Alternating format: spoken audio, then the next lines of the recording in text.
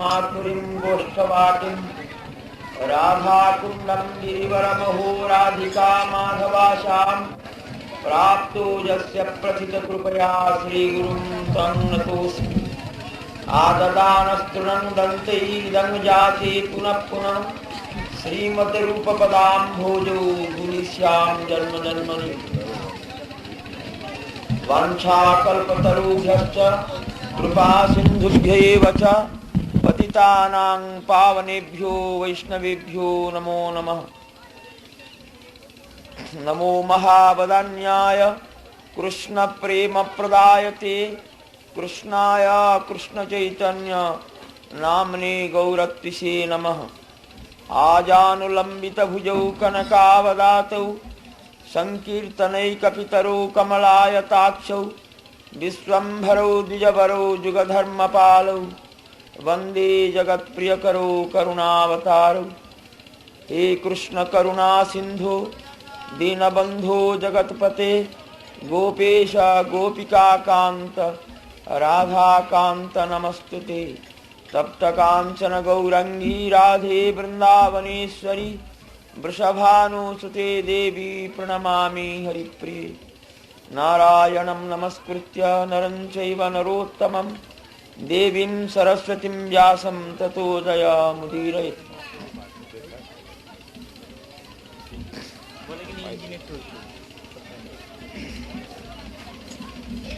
पूज्यपाद स्वामी जी महाराज, उपस्थित भक्तवृंद, आज আমাদের এই পবিত্র ভূমিতে যেখানে শ্রী চৈতন্য মহাপ্রভুর আবির্ভাব হয়েছিল 486 বছর পূর্বে, সেই ভূমিতে আজ আপনারা উপস্থিত হয়েছেন এবং এই স্বামীজি মহারাজ পাশ্চাত্য দেশেতে এই শ্রীমন মহাপ্রভুর প্রথা প্রচার করে খুব সংক্ষেপ সময়ের মধ্যে তিনি এতগুলি পাশ্চাত্যবাসীদের সংগ্রহ করে এখানে অদূর ভবিষ্যতে এক বিরাট কল্পনা মানে এক সুবৃহৎ আকাশচুম্বী বৃহৎ মন্দির নির্মাণের পরিকল্পনা করেছেন।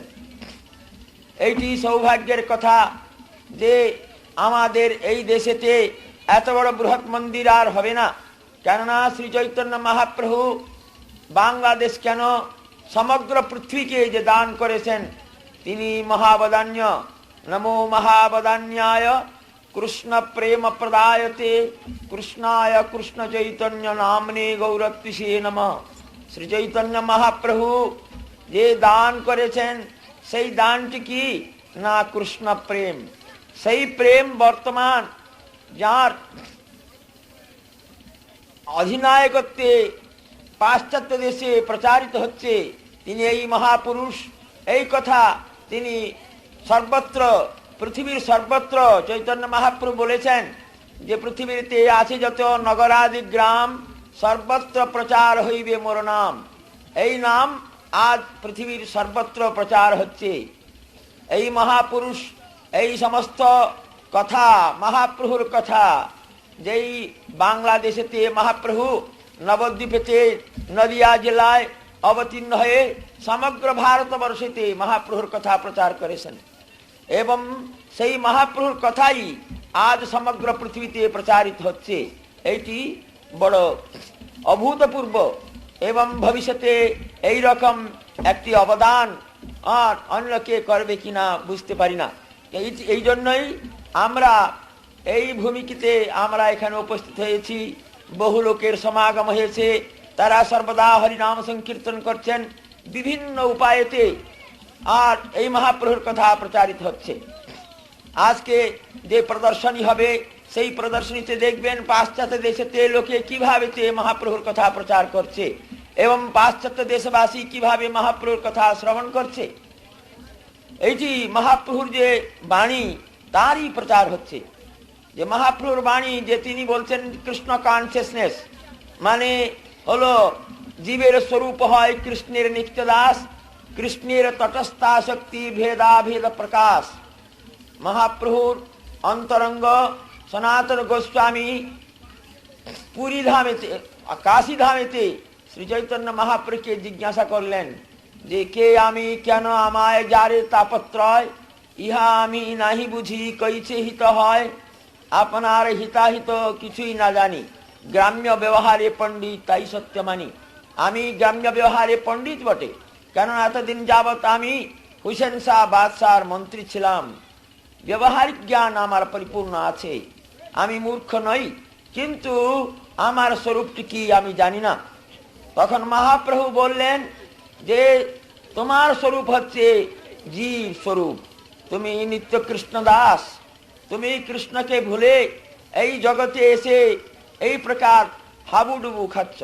মানে সনাতন গোস্বামী তিনি পার্ষদ, তবুও তিনি আমাদের শিক্ষা দেবার জন্য এইভাবে প্রশ্ন করেছেন যে জীবের স্বরূপ হচ্ছে কৃষ্ণের নিত্য দাস। নিত্য দাস সর্বদা কৃষ্ণের আরাধনা করবে। যখন কৃষ্ণ আরাধনা করে, কৃষ্ণ সেবা করে, কৃষ্ণ সেবার ফলে তার আত্মস্বরূপ বিকাশ হয়, তিনি স্বস্বরূপ অনুভব করতে পারেন, ভগবানের সেবা লাভ করতে পারেন। এই কৃষ্ণ কীর্তন দ্বারাই তা সাধ্য হয়। সেই যে কৃষ্ণ কীর্তন, এইটিকে বলে কৃষ্ণ কনসিয়াসনেস।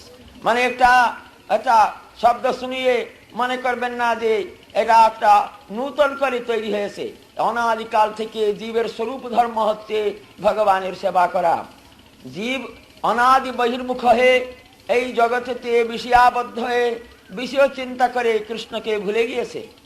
ভয়ম দ্বিতীয়াভিনিবেশত স্যাৎ ঈশাদপেতস্য বিপর্যয়ো স্মৃতি।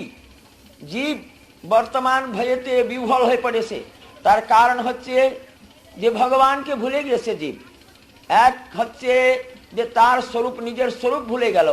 দ্বিতীয় দোষ হচ্ছে যে আর একটি স্বরূপ আমি এই মনে করে এই দেহেতে আত্মবুদ্ধি করে অহংকার, মমকার, রাগ, দ্বেষাদির বশবর্তী হয়ে সেই অনেক প্রকার হাবুডুবু খাচ্ছে, মায়ার যন্ত্রণা অনুভব করছে।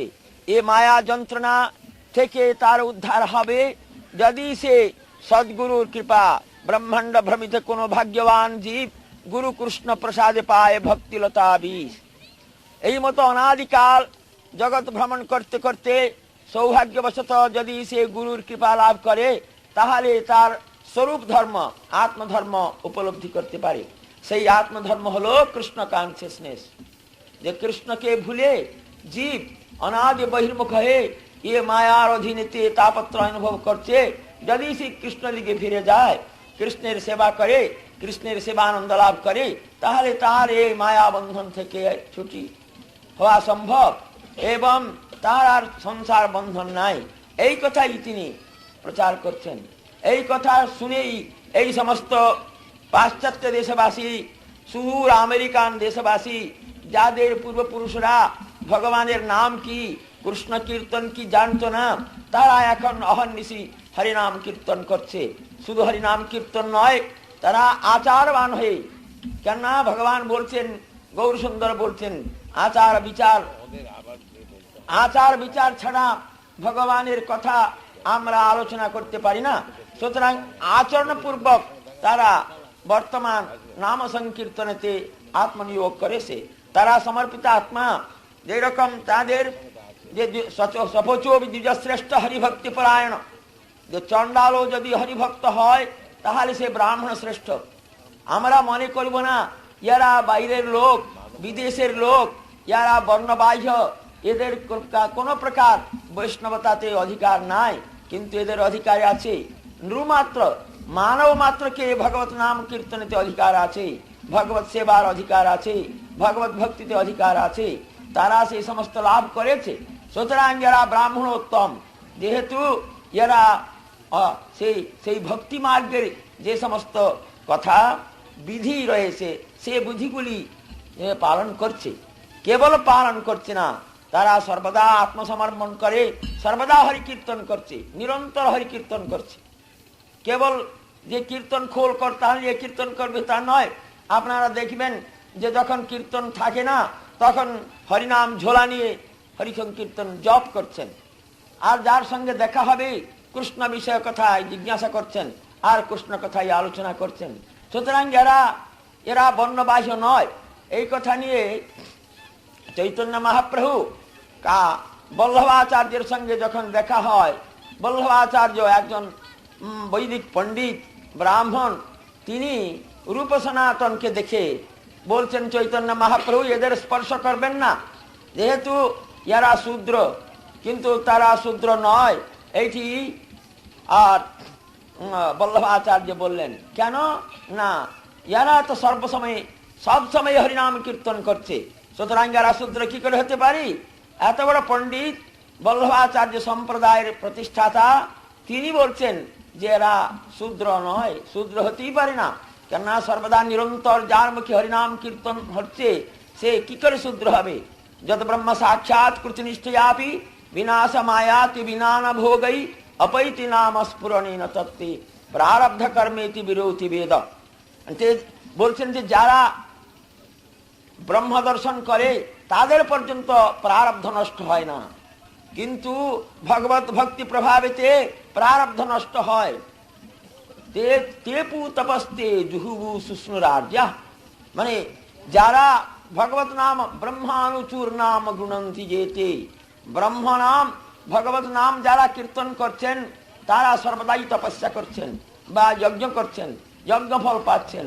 সুতরাং তারা সবনায় কল্পতে, যারা চণ্ডাল তারা সর্বদা হরিনাম কীর্তন করছে, তারা সবনযজ্ঞের অধিকারী, এইসব কথা অনেক প্রমাণ রয়েছে। সুতরাং আমাদের মনে করতে হবে যে বিদেশের লোক, এদের এদের সঙ্গে আমাদের ব্যবহার কি করে হতে পারে? কিন্তু এরা ব্রাহ্মণোত্তম। ব্রাহ্মণোত্তম কেন বলছি? এরা হরিভক্তি পরায়ণ। দেখুন তাদের ব্যবহার, তাদের বিনয়, তাদের আচরণ, তাদের সর্বদা হরিকীর্তন, এইসব দেখলে মনে হয় যে এরা সুকৃত। চতুর্বিধা ভজন্তি মাম জনা সুকৃতিনোর্জুন। সুকৃত যাদের নাই, যারা দুষ্কৃত তারা কৃষ্ণ ভজন করে না, যারা সুকৃত যাদের সুকৃতি আছে তারা কৃষ্ণ ভজন করে। এবং কৃষ্ণ ভজন কারা করে? বলছেন মনুষ্যানাং সহস্রেষু কশ্চিৎ যতত সিদ্ধে যততামপি সিদ্ধানাম কশ্চিন মাং ব্যক্তি তত্ত্বতঃ। শুধু তা নয়, বলছেন যে সুদূর্লভ প্রশান্ত আত্মা কোটিস্বপি মহামুনি, মানে যারা নারায়ণ পরায়ণ হয়েছেন, যারা অবশ্য মুক্তি লাভ করেছেন, সেই রকম মুক্ত পুরুষ, কোটি মুক্ত পুরুষের মধ্যে এক কৃষ্ণ ভক্ত দুর্লভ। সুতরাং সেই জাতীয় কৃষ্ণ ভক্তি এদের নিকটেতে বর্তমান আমরা দেখতে পাচ্ছি।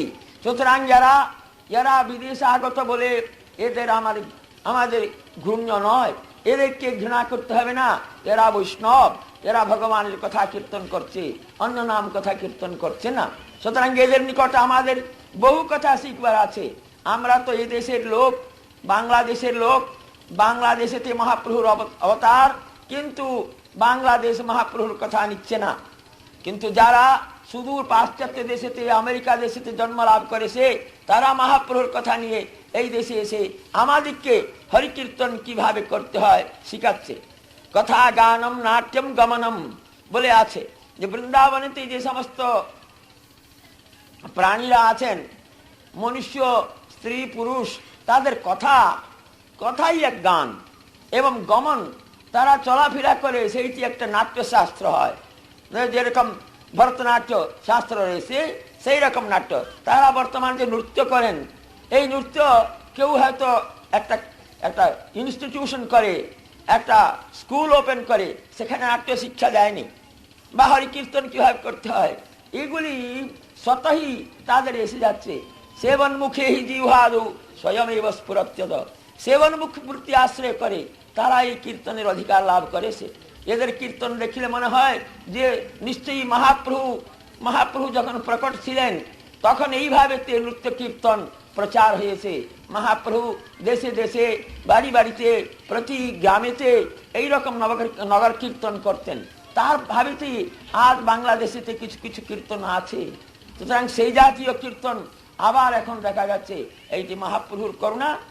সুতরাং আমাদের নির্ভীক ভাবতে আমাদের যে সৎসাহস থাকে, তাহলে আমাদের স্বীকার করতে হবে যে এরা বৈষ্ণব, এরা সকলে এসেছে সমর্পিত আত্মা, সর্বপরিত্যাগ করে ভোগ বিলাসের চূড়ান্ত সীমায় উপস্থিত হয়ে ভোগ বিলাস পর্যন্ত যারা যে সমস্ত ভোগ আমরা করতে পারি না, সে সমস্ত ভোগ করে তখন দেখছে যে এখানে ভোগেতে কিছু নাই, সেই সমস্ত ভোগ পরিত্যাগ করে তারা অতি দীন বেশেতে, অতি দীন ভাবেতে এক একটা গামছা পরে, এক একটা কাপড় পরে আমাদের যে খাদ্য, যা আমরা শাকাহার করি, যা আমরা ব্যবহার করি বৈষ্ণব রাজ্যতে, সেই সমস্ত পদার্থ ভগবানকে নিবেদন করে গ্রহণ করছে। এরা বিড়ি সিগারেট পর্যন্ত খায় না, এরা কফি টি পর্যন্ত গ্রহণ করে না। শুনে আশ্চর্য, এই কথা আপনারা দেখলেই আপনাদের এটা আশ্চর্য মনে হবে। আমরা টিকি, এই দেশের লোক টিকি রাখলেই লোকে কি বলবে, হরিনাম করলে লোকে কি বলবে, একটা অভিমান রয়েছে।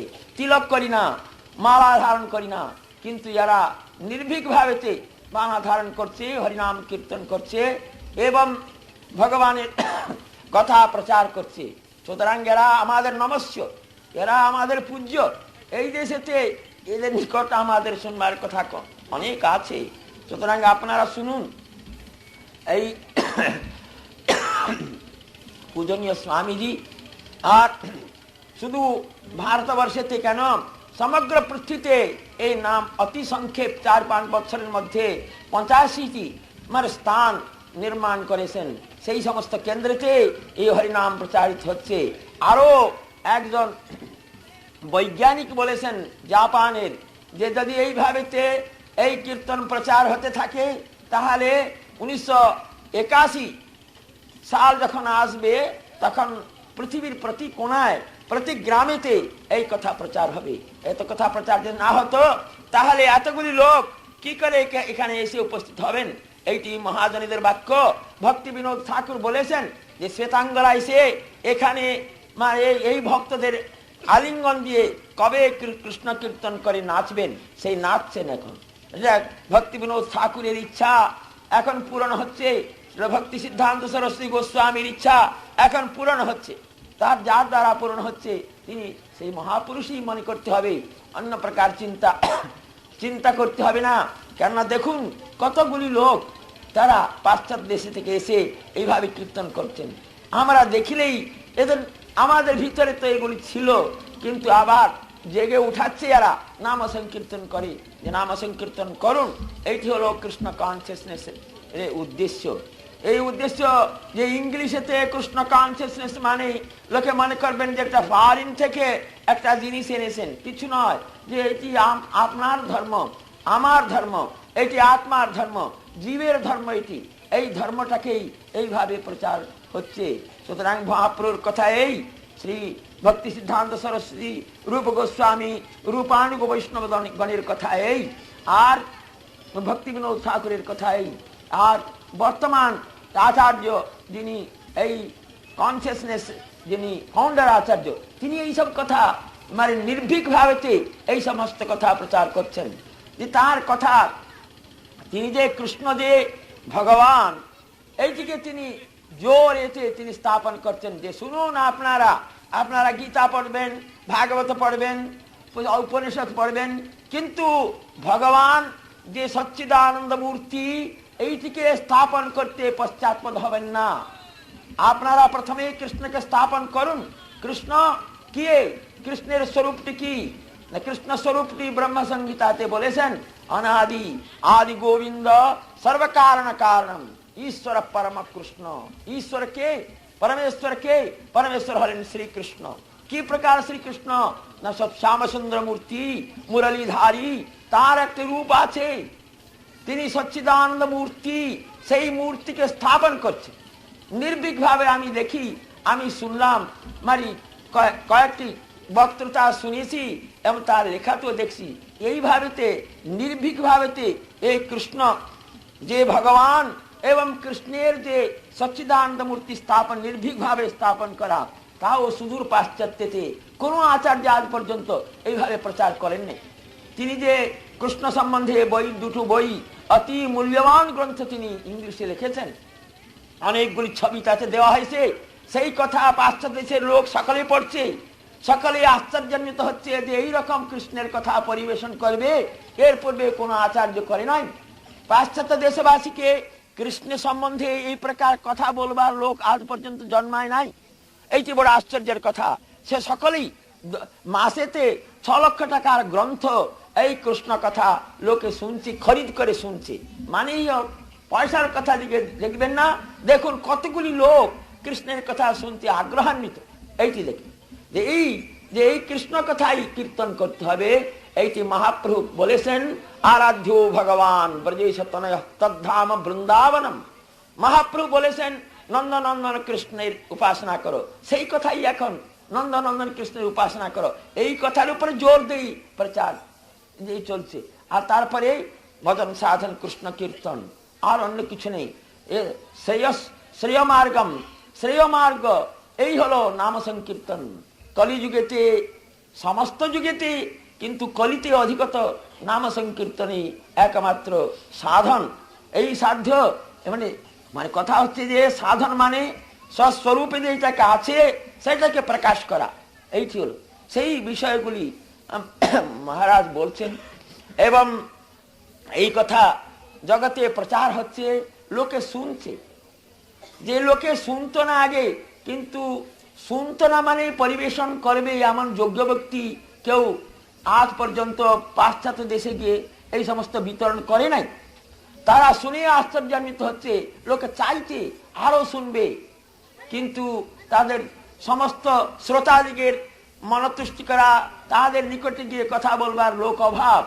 মহারাজ একাই, তিনি এই পরিণত বয়সে, বৃদ্ধ বয়সে, তবুও তিনি বিভিন্ন দেশে গিয়ে এইসব কথা প্রচার করছেন। তিনি তিনি কোনো সময় বৃথা নষ্ট না করে সুদূর দেশ অস্ট্রেলিয়া, পরে শুনছি এরপরেই অস্ট্রেলিয়া যাবেন। অস্ট্রেলিয়া কত দূর, সেই দেশেতে গিয়ে লোকে কাঙ্গাল, তারা কৃষ্ণ কথা শুনবার জন্য কাঙ্গাল হয়ে পড়েছে। সেই কথা শুনবার জন্য শুনতে চায়, শোনাবার লোকের অভাব। তিনি একা, তবুও তিনি যত পারেন তিনি গিয়ে এইসব কথা প্রচার করছেন। তার কৃপাতে আজ এতগুলি লোক এখানে উপস্থিত হয়েছেন। এবং ধীরে ধীরে মহাপ্রভুর সুবিশাল মন্দির এখানে নির্মিত হবে, এবং আরো অনেক কথা লোকে শুনবেন। বহু পাশ্চাত্য দেশ থেকে বহু লোক এসে, শত শত সহস্র সহস্র লক্ষ লক্ষ লোক এখানে আসবেন, এই মহাপ্রভুর কথা শুনবেন, শোনাবেন। আমরাও শুনবো, আমাদেরও সেই সমস্ত কথা শুনে আমরা আচরণ করব, আমাদের একটা প্রলোভ জাগবে, এই সব কথা ভবিষ্যৎ হবে। এখন স্বামীজি কথা বলবেন, আপনারা শুনবেন।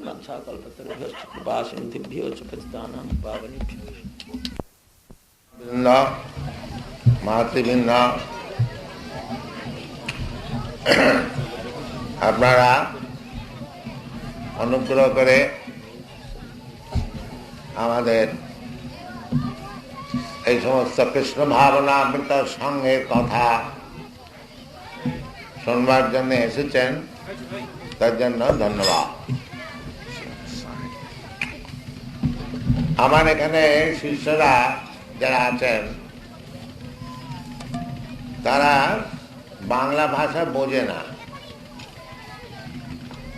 সুতরাং এই ঘন্টা দু ঘন্টা আমরা বাংলা ভাষায় যে বক্তৃতা দিচ্ছি, এটা অন্য লোক চুপচাপ বসে শোনা অনেক সময় অসুবিধা। কিন্তু কৃষ্ণকথার মহিমা এমনি যে ওরা বাংলা ভাষা না বুঝলো, ওই মধ্যে মধ্যে কৃষ্ণ কথাটা উচ্চারণ হচ্ছে, ওইটা শুনেই চুপচাপ বসে। আমাদের গুরুদেব তার কাছে কোনো লেখা নিয়ে গেলে তিনি ওই লেখাদের মধ্যে যদি অনেকবার কৃষ্ণ চৈতন্য মহাপ্রভু এই কথাটা উচ্চারণ থাকে, তিনি স্বীকার করতেন লেখা ঠিক। বাস্তবিক তাই, কৃষ্ণ কথা এমনি মধুর আর এমনি উপকারী যে ভেতর থেকেই কৃষ্ণ তাকে সাহায্য করে। শূন্যতাং সকথা কৃষ্ণ পুণ্য শ্রবণ কীর্তন হৃদন্তস্য বজ্রাণি বিধুনতি সহিত সদা। নষ্টপ্রায়েষু অভদ্রেষু নিত্যং ভাগবত শ্রীময়া। ভগবতী উত্তম শ্লোকে ভক্তি ভবতী নৈষ্ঠ। শুনলেই এই উপকারটা হয়। কৃষ্ণ কথা হচ্ছে পূর্ণ শ্রবণ কীর্তন। কেবল যদি শ্রবণ করেন, কিছু বুঝুন আর নাই বুঝুন, কথাটাই এমনি। এই জন্যে ইংরেজি থেকে বলে ট্রান্সেন্ডেন্টাল ভাইব্রেশন। শব্দটা শুনলেই পূর্ণ হবে, পূর্ণ শ্রবণ কীর্তন। যে শ্রবণ করছে তারও পূর্ণ হবে, আর যে কীর্তন করছে তারও পূর্ণ। আমাদের শাস্ত্রানুসারেতে পুণ্য কার্য এবং পাপ কার্য এটা আছে। এটা উড়িয়ে দিলে চলবে না। পাপ কার্য কালকে আপনাদের বুঝিয়েছিলাম, আসুরিক কার্য বা পাপ কার্য, আর দেবতার কার্য বা পুণ্য কার্য। শ্রী রামানুচার্য পাদ বলেছেন যে যারা ভগবানের কথা শোনে বা স্বীকার করে তারা হলেন দেবতা, আর যারা ভগবানের কথা অস্বীকার করে, ভগবানকে মানতে চায় না, তারা হচ্ছে অসুর। এই দেবতা অসুর, দুই প্রকার ব্যক্তি জগতেতে আছে। তো অসুর হলে তাকে মায়া কষ্ট দেবে। সেই কষ্টটা আপনারা জানেন। আমাদের বাংলাদেশে বিশেষ করে আপনারা সব দুর্গা পুজো করেন, আপনারা দেখেছেন যে অসুরকে কিরম ভাবে মা দুর্গা শাসন করছে। হরে কৃষ্ণ।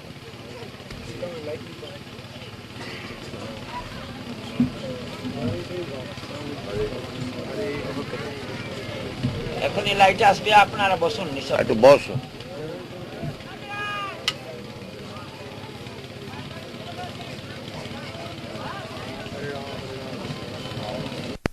কিছু শুনতে পাবে না,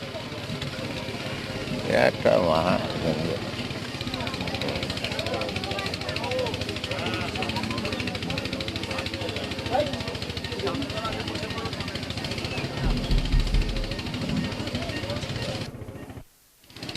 যে আসরিক স্বভাব, এটা প্রকৃতি সহ্য করবে না।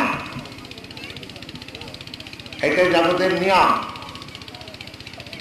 এবং আমরা বাংলাদেশে যে দুর্গা পুজো করি, দেখেছি আমরা কি মা দুর্গার পাশেতে লক্ষ্মী আছে, সরস্বতী আছে, গণেশ আছে, কার্তিক আছে, মাথার উপরে শিব আছেন, এবং সিংহ অসুর আছেন।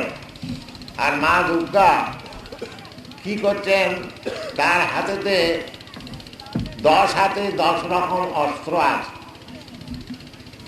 আর সিংহকে লেলিয়ে দিয়েছে। যেমন অনেক সময় আমরা কুকুর লেলিয়ে দিই, তো সিংহ অসুরকে কামড়ে ধরেছে। সিংহর কামড়ানি দাঁত এবং নখ দিয়ে তাকে আঁকড়ে ধরেছে। তাছাড়া ওই ত্রিশূল রয়েছে বুকের মাঝে। এসব ছবি আপনারা দেখেছেন, এটা শাস্ত্রীয়। যারা অসুর, অসুর হচ্ছে কে, ওই শ্রী রামানুচার্য যেমন বলছেন বা ভগবদ গীতাতে বলছেন যে যারা ভগবানের কথা শোনে না বা ভগবানকে মানে না, তারা হলো অসুর। তাদেরকে প্রকৃতি শাসন করবে স্বাভাবিক ভাব। এই যে জগতেতে সুখ দুঃখ যা দেখছেন,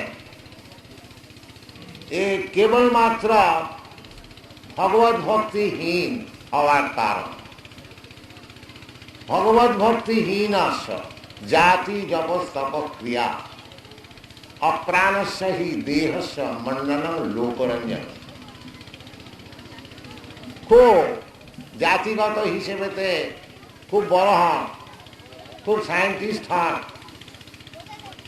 বড় যোদ্ধা হন, বড় কারবারি হন, উদ্যোগী হন, কিন্তু ভগবত ভক্তি যদি না থাকে, শাস্ত্রতে বলছে যে ওই যে সব সাজানো বড় বড় বাড়ি, বড় বড় ফ্যাক্টরি, বড় বড় কারখানা, বড় বড় মোটর বা এই ইলেকট্রিক, এই যে সমস্ত জিনিসগুলি চাকচিক্য, এগুলো হচ্ছে মরা সাজানোর মতো। যেমন আমাদের দেশে অনেক সময় দেখা যায় ছোট লোকেদের ভেতরে যে জীবনে হয়তো কেবল ছেঁড়া কাপড় পরি কেটে গেল, কিন্তু মরবার পর তাকে একখানা শাল জড়িয়ে দিল। সেই যে শাল জড়িয়ে দেওয়া হলো, সেই মরা লোকটার তাতে কি সুখ হলো? লোকরঞ্জন। তার ছেলে মেয়ে বা কুটুম্বরা মনে করলে যে আমার বাবাকে কি আমার দাদমশাইকে শাল জড়িয়ে নীল প্রভার ঘাটে